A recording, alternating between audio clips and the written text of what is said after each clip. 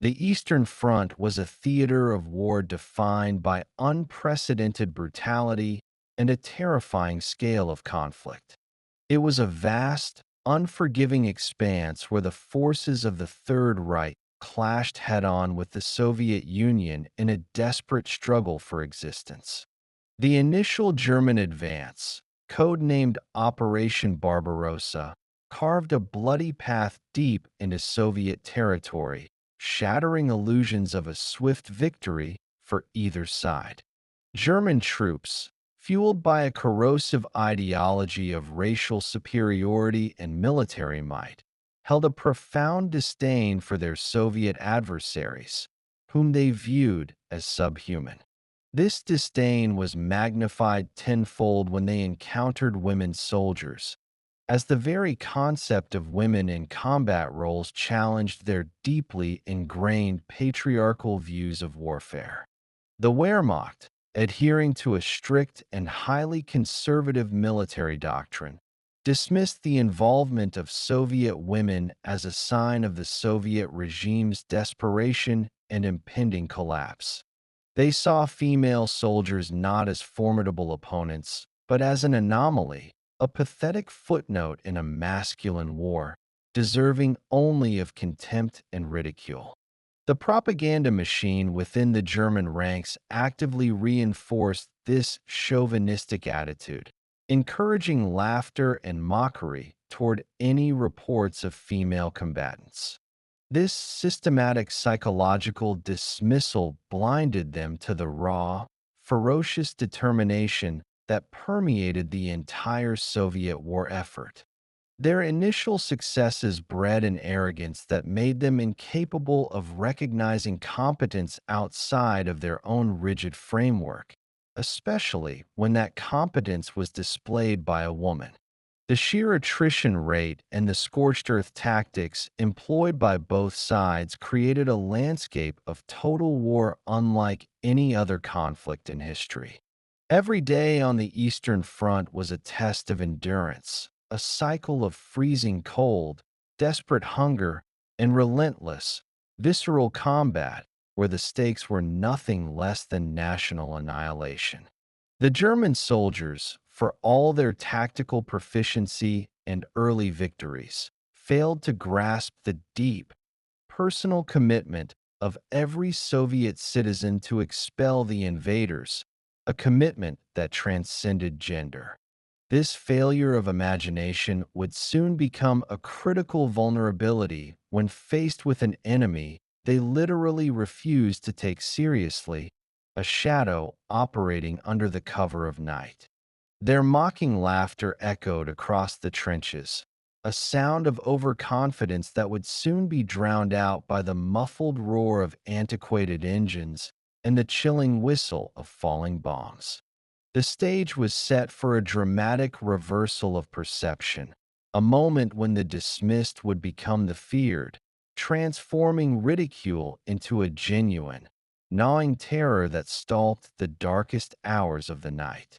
The Soviet Union stood unique among the combatants of World War II for its willingness to integrate women into frontline combat roles on a scale previously unheard of in modern history. This radical decision was born partly out of ideological commitment to gender equality, a core tenet of the socialist revolution, but primarily out of an overwhelming necessity driven by catastrophic losses. The true catalyst for the formation of the all-female air regiments was the legendary aviator, Marina Raskova, a national hero known for her record-breaking long-distance flights.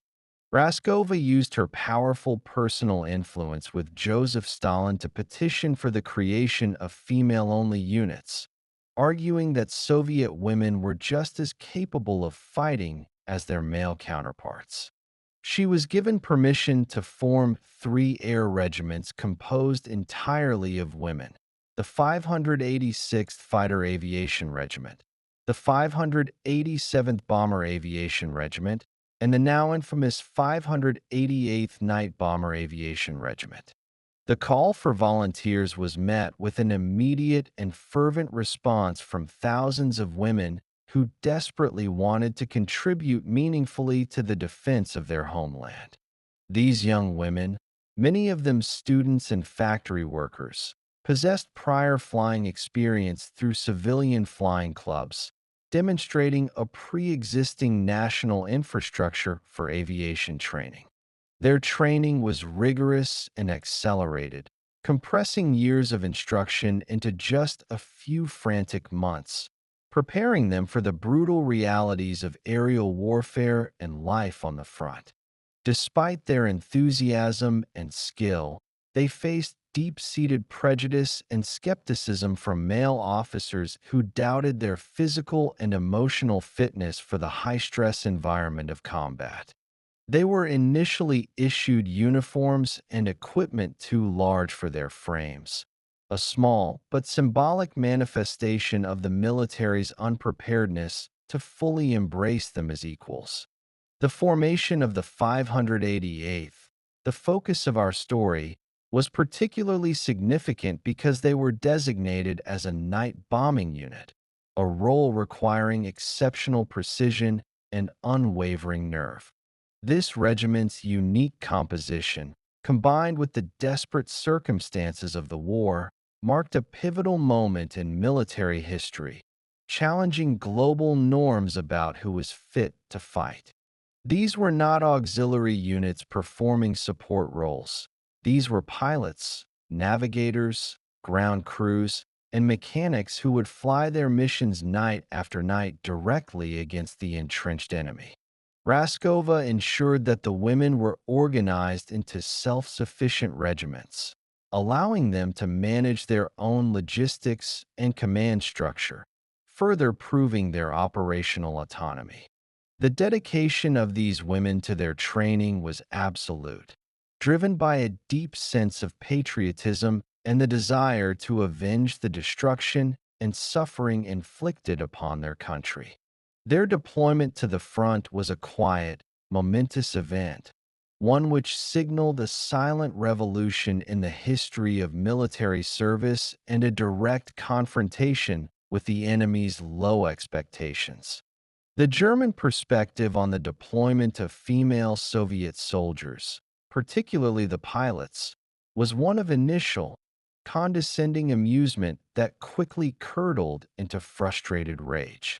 German high command reports and soldier diaries reveal a deeply ingrained sexism that dismissed the Soviet women as merely a desperate, last-ditch effort by a failing military power. They sarcastically referred to the female pilots by a variety of derisive terms, but the eventual moniker Nachthexen, or night witches, carried a far darker and more reluctant tone. Initially, the sight of a poorly equipped, all-female regiment was seen as confirmation of Soviet weakness, a source of jokes and locker room ridicule among the Wehrmacht troops.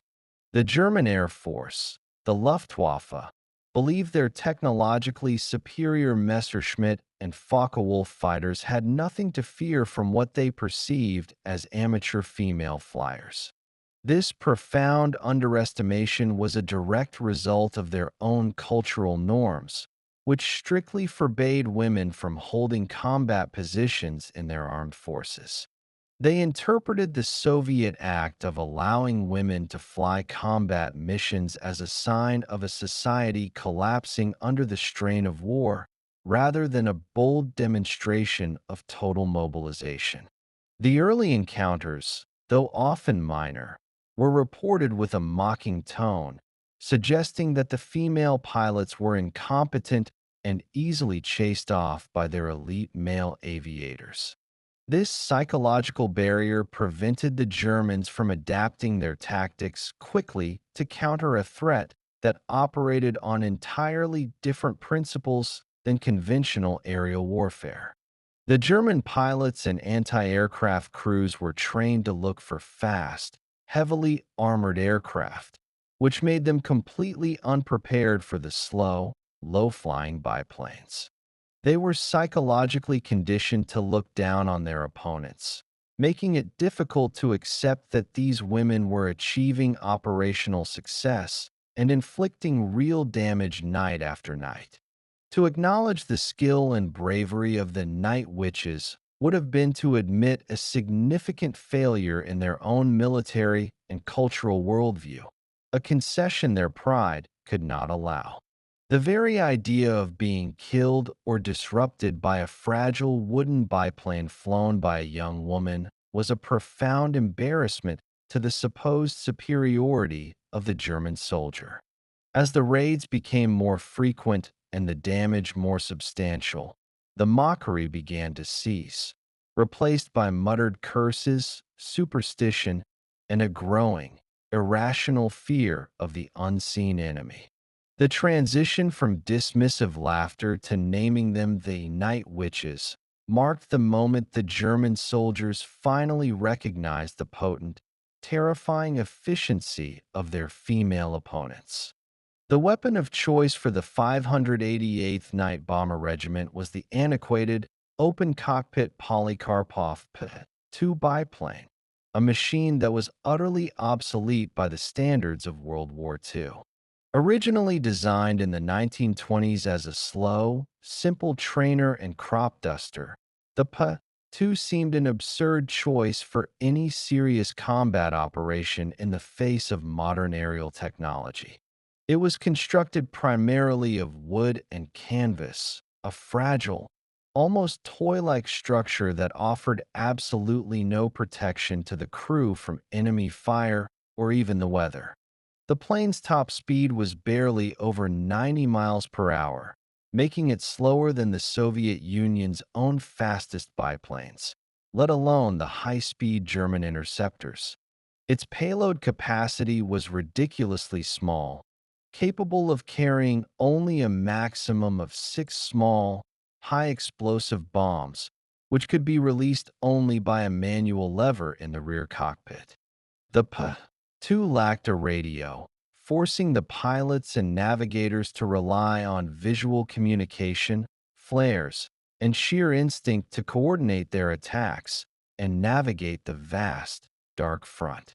Despite all these profound limitations, the P-2 possessed a unique set of characteristics that the Night Witches brilliantly exploited, turning its weaknesses into a tactical strength.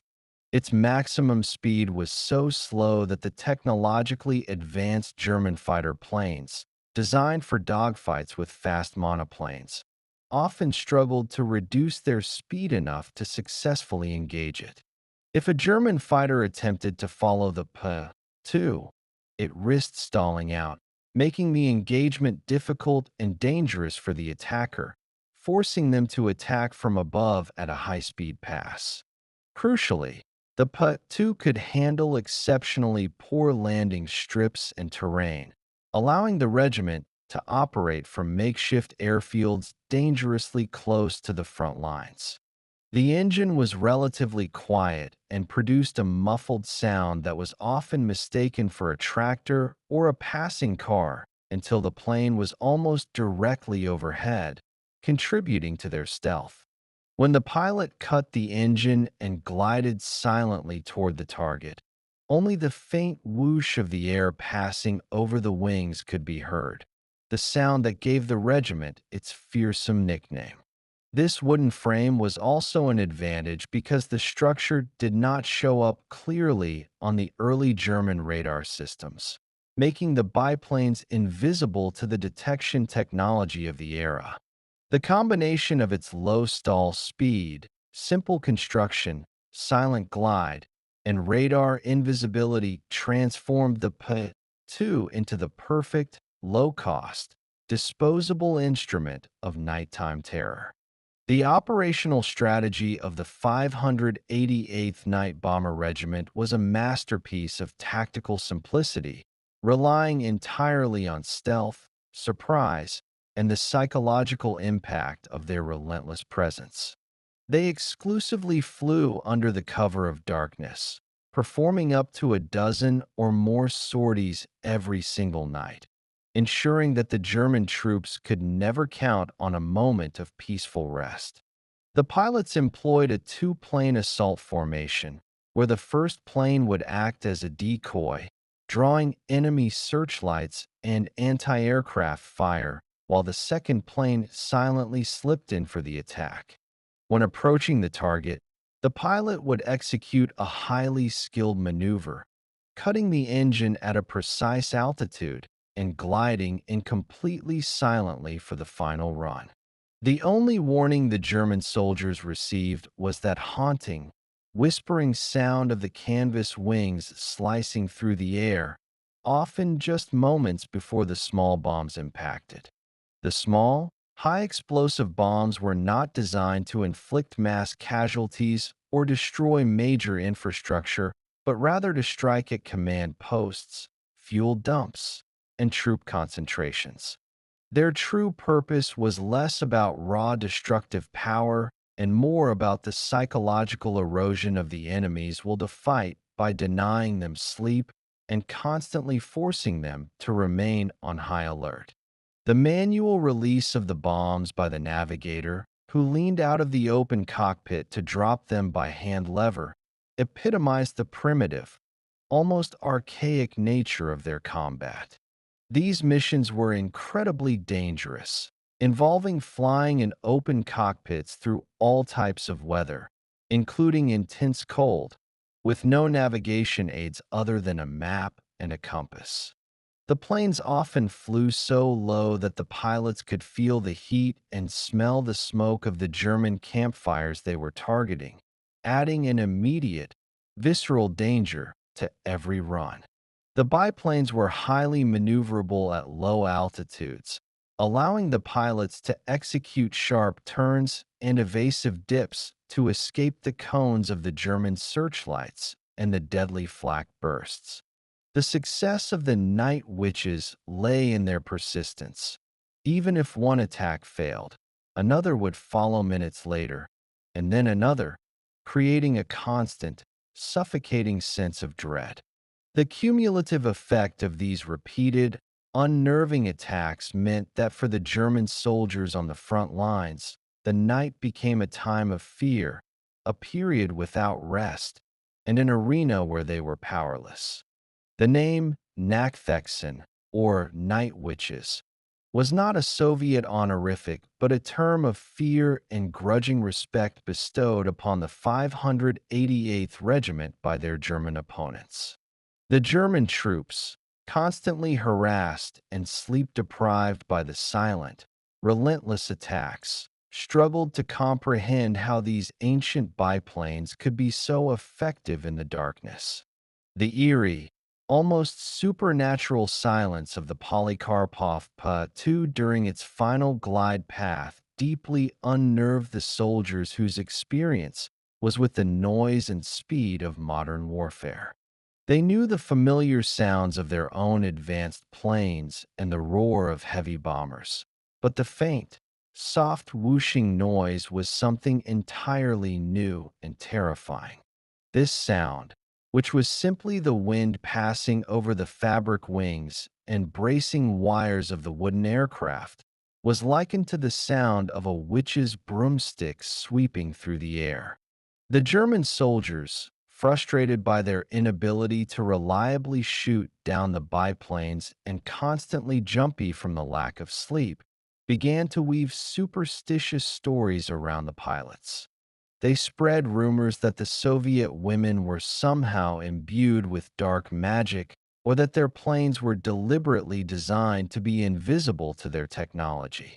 The nickname was a way to rationalize their failure, turning a highly skilled and effective enemy into a mythical, almost folkloric threat that operated outside the laws of conventional warfare. It represented the complete psychological flip from initial mockery, where they laughed at the desperate Russian girls, to a state of constant, low-level panic and deep psychological trauma. To be attacked by a woman in a canvas biplane was emasculating to the German soldier, but to be tormented by a night, which was a terror that transcended mere embarrassment, and became pure, primal dread. The High Command even offered an Iron Cross, a coveted German military decoration, to any Luftwaffe pilot who could successfully shoot down one of these elusive, slow-moving targets. This reward underscored the severity of the problem and the difficulty of intercepting the Patus, a testament to the Soviet women's tactical brilliance in exploiting their aircraft's anachronisms. The name Night Witches quickly spread up and down the Eastern Front, becoming a concise, chilling shorthand for the unique form of nocturnal psychological warfare being waged against them. Ultimately, the moniker was perhaps the greatest unintentional compliment, transforming the dismissed amateur pilots into a genuine, feared force in the eyes of their most ardent foes. The success of the Night Witches was not due to luck or superstition, but to a ruthless, pragmatic embrace of the Patu's limitations and a mastery of low-altitude flight tactics. They were forced to develop innovative and incredibly dangerous flying techniques to survive in a combat environment dominated by faster, more heavily armed German aircraft. Their primary defensive tactic was to fly at extremely low altitudes, skimming the treetops and following the contours of the terrain to avoid being silhouetted against the night sky. Flying at such a low level forced the German anti-aircraft gunners to use highly depressed angles, which often made their fire ineffective or caused their shells to detonate harmlessly above the biplanes.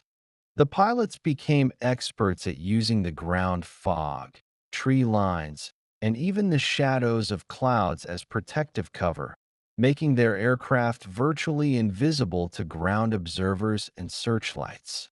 Their ability to execute tight, low turns and rapid changes in altitude made them difficult targets for the sophisticated German night fighters, which struggled to maneuver at the Patu's slow speed.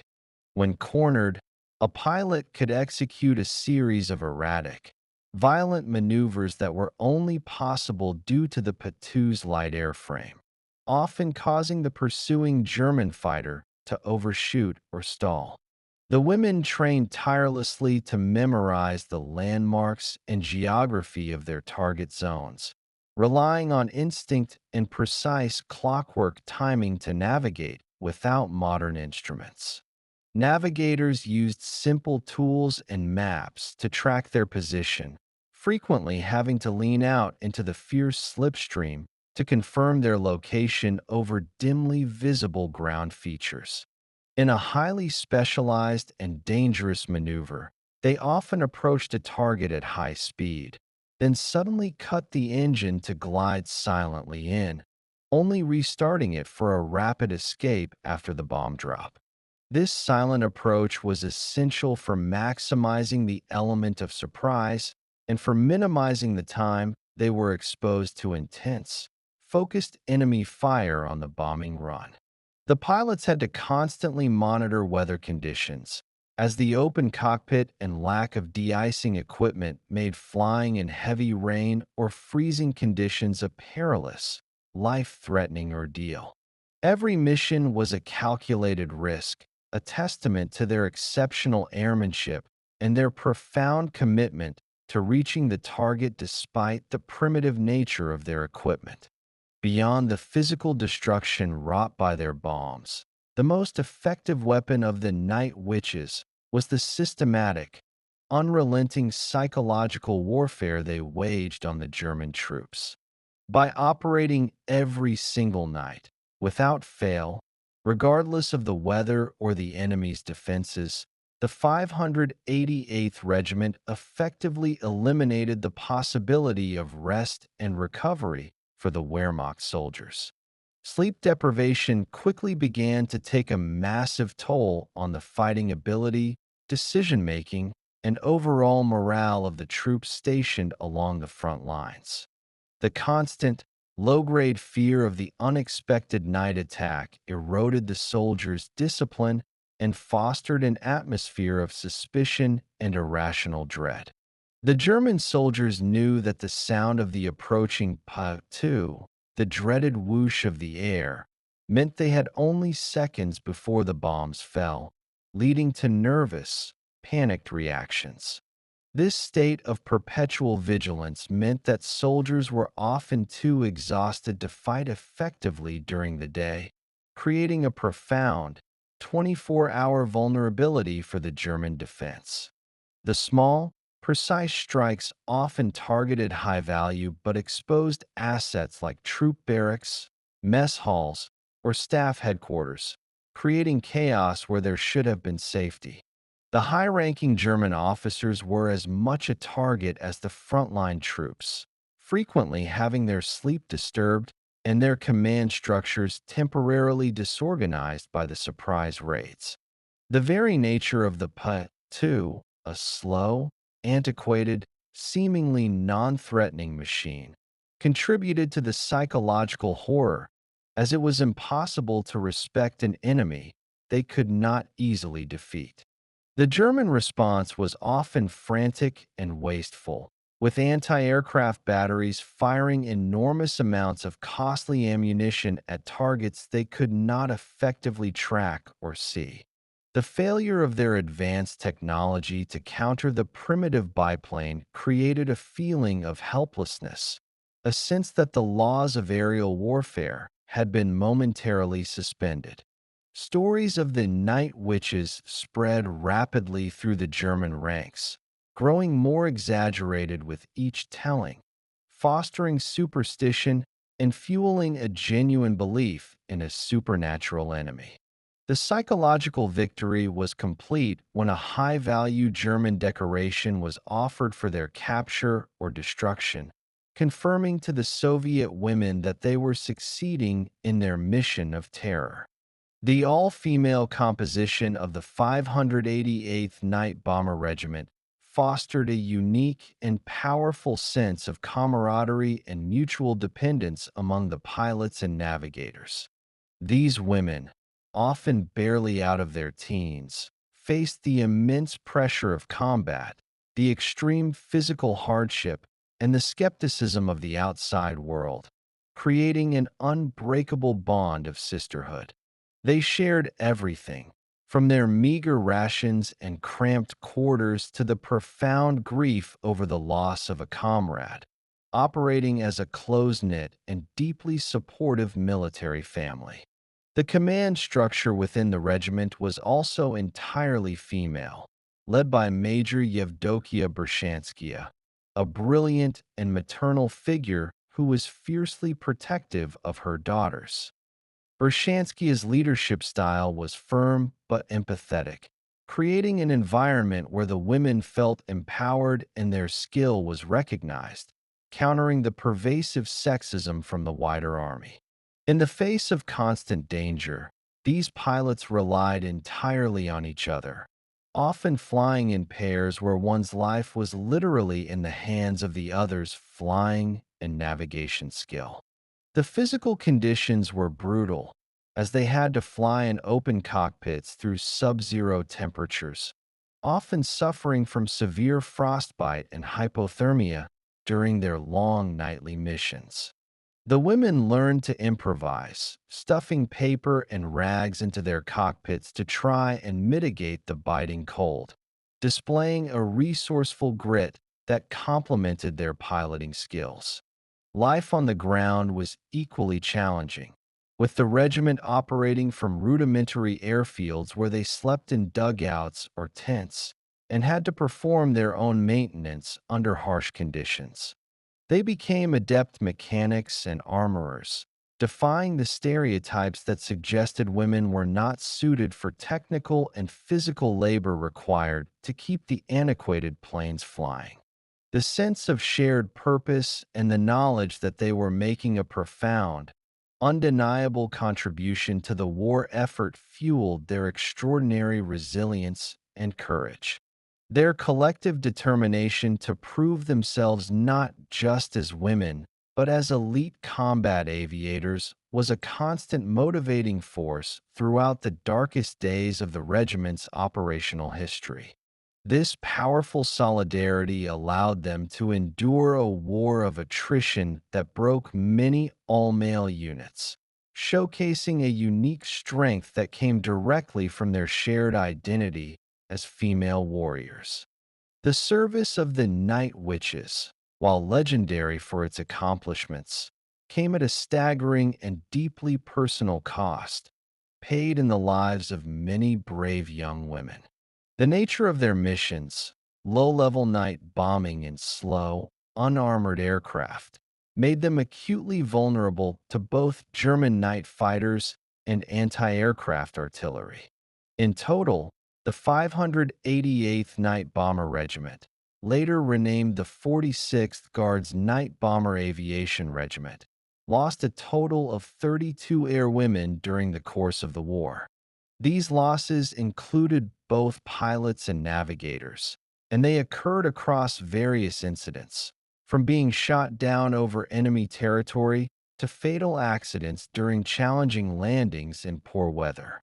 Every loss was felt deeply within the tight-knit regiment, but the women were forced to continue flying, with new recruits arriving to replace the fallen, maintaining the relentless cycle of combat.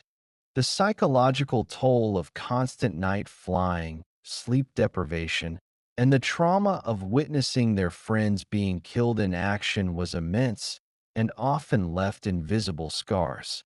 Many of the surviving pilots carried emotional burdens that would last a lifetime, a quiet suffering masked by the immediate demands of the ongoing, desperate conflict.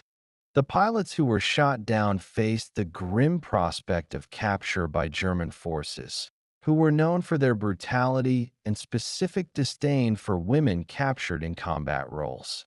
The women frequently chose to fly without parachutes, opting instead for maximum bomb payload, a terrible choice that underscored their commitment and the finality of their sacrifice. Their planes were often hit by flak, but due to the simple wooden structure, a shell sometimes passed right through the fabric skin without exploding, leading to frequent, hurried repairs. The ground crews, also all women, worked tirelessly and often under fire to repair the bullet-riddled and damaged biplanes, ensuring that the necessary sorties could be maintained. The entire regiment operated under a constant, crushing awareness that their next flight could very easily be their last, a reality that they faced with extraordinary courage and stoicism. Their valor was eventually recognized by the Soviet Union, with 23 members of the regiment being awarded the title Hero of the Soviet Union, the nation's highest military distinction. The incredible effectiveness of the 588th Regiment was not merely a matter of utilizing the Polikarpov P-2, but lay in the pilot's ability to consistently outthink and outmaneuver a technologically superior enemy. Their success highlighted the crucial military principle that ingenuity and strategic discipline can often triumph over a greater investment in technology. The Night Witches perfected a form of low-intensity, high-frequency warfare that completely disrupted German logistics and created tactical problems that the Luftwaffe was slow to address. They demonstrated that an antiquated machine could be turned into a surgical instrument of war when paired with exceptional skill and a clear understanding of its unique advantages. The German response eventually evolved, with the introduction of specialized night fighter units and the use of flak towers equipped with advanced radar to try and intercept the elusive P-2s. However, the women were constantly adapting their flight paths, their timing, and their tactics, ensuring that they were always one step ahead of the enemy's efforts to catch them. They learned to fly in staggered formations and to approach targets from unpredictable directions, making it nearly impossible for German anti-aircraft gunners to calculate a consistent firing solution. The women frequently took advantage of the cover offered by German aircraft flying nearby, using the enemy's own planes to shield their approach from detection and radar. The strategic impact of their missions was far-reaching, forcing the Germans to commit resources, manpower, and valuable night fighters to protect their rear areas from the constant aerial harassment. The regiment flew a total of over 23,000 sorties throughout the war, dropping thousands of tons of bombs and engaging in continuous combat from the Caucasus to the heart of Germany. Their operational record was a powerful, irrefutable argument against the institutional sexism that had previously relegated women to non-combat or support roles in most major militaries. The women of the 588th were not just bomber pilots. They were military pioneers whose example served as a powerful inspiration for other Soviet female combat units and for women across the world. Their legacy is a clear, definitive proof that courage, skill, and strategic thinking are not defined by gender, but by dedication and the willingness to face the gravest danger. The story of the Night Witches transcends the history of World War II and has cemented their place as one of the most compelling and heroic military units in history. The women of the 588th Regiment proved beyond any doubt that they were not only capable of withstanding the rigors of frontline combat, but of excelling under the most desperate conditions. Their legacy forced a profound, though slow, reconsideration of women's roles in modern militaries globally, paving the way for future generations of female service members. They are remembered not just for their number of sorties or the tons of bombs dropped, but for the sheer audacity of their accomplishments against overwhelming odds and blatant prejudice. The name Night Witches, once a German slur and a term of fear, has been proudly adopted as a badge of honor, symbolizing their silent, deadly efficiency and their unbreakable will. After the war, the regiment was demobilized, and the surviving pilots returned to civilian life, integrating back into Soviet society as doctors, teachers, and engineers. They rarely spoke of their wartime experiences, choosing instead to focus on rebuilding their nation and embracing the peaceful lives they had fought so ferociously to preserve. Their history was often overlooked in the grand narratives of the Great Patriotic War, but their story has experienced a powerful resurgence in recent decades as historians seek to highlight marginalized military voices. Today, their biplane, the humble Polikarpov Pa-2, is revered as a symbol of Soviet ingenuity and the profound resourcefulness required to fight and win a total war. The Night Witches stand as a testament to the fact that heroism can be found in the most unlikely of places and often comes in the form that the enemy least expects.